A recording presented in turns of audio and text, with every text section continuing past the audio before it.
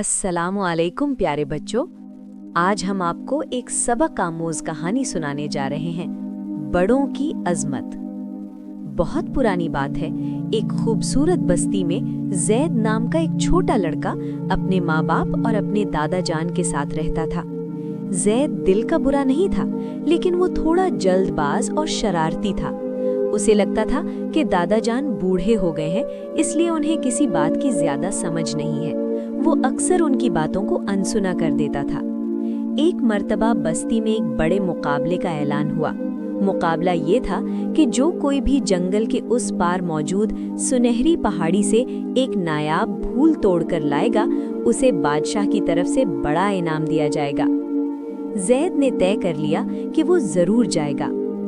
दादा जान ने उसे अपने पास बुलाया और बड़े प्यार से समझाया, बेटा जैद, रास्ते में बहुत से खतरे होंगे। हमेशा रास्ते में मिलने वाले बुजुर्गों से रास्ता पूछना और उनकी नसीहत पर अमल करना। बड़ों की तजुर्बे में अल्लाह ने बड़ी हिकमत रखी है। जैद ने सर तो हिला दिया, लेकिन दिल में सोचा, दादा जान पुरानी बातें करते हैं, मैं तो जवान हूँ और तेज दौड़ सकता हूँ। सुबह सवेरे जैद सफर पर निकल गया। रास्ते में एक जगह दो रास्ते फट रहे थे, वहाँ एक बूढ़ा आदमी बैठा था।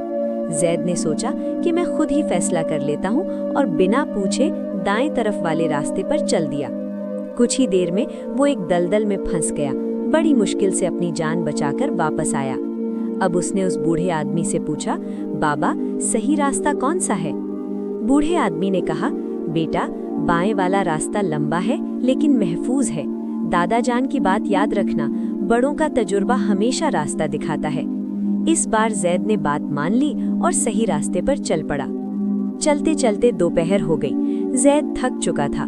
उसे एक और बुजुर्ग मिले जो एक भारी गठरी उठाए हुए थे। जैद को जल्दी थी, लेकिन उसे दादा जान की बात याद आई कि बड़ों की खिदमत करनी चाहिए। वो रुक गया और उन बुजुर्ग का बोझ उठाने में मदद की।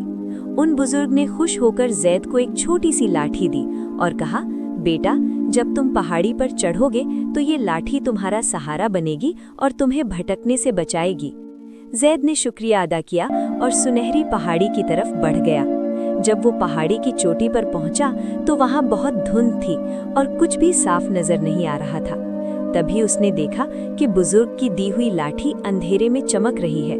उस चमक की मदद से जैद ने नायाब फूल ढूंढ लिया।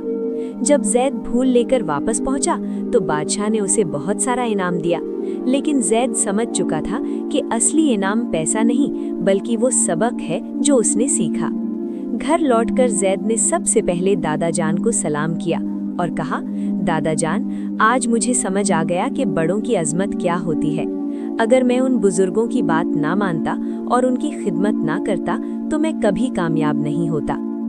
इस कहानी से हमें ये सबक मिलता है कि बड़ों का तजुर्बा हमें गलतियों से बचाता है, उनकी दुआओं में बरकत होती है और उनका अदब दुनिया और आखिरत दोनों में कामयाबी का राज है।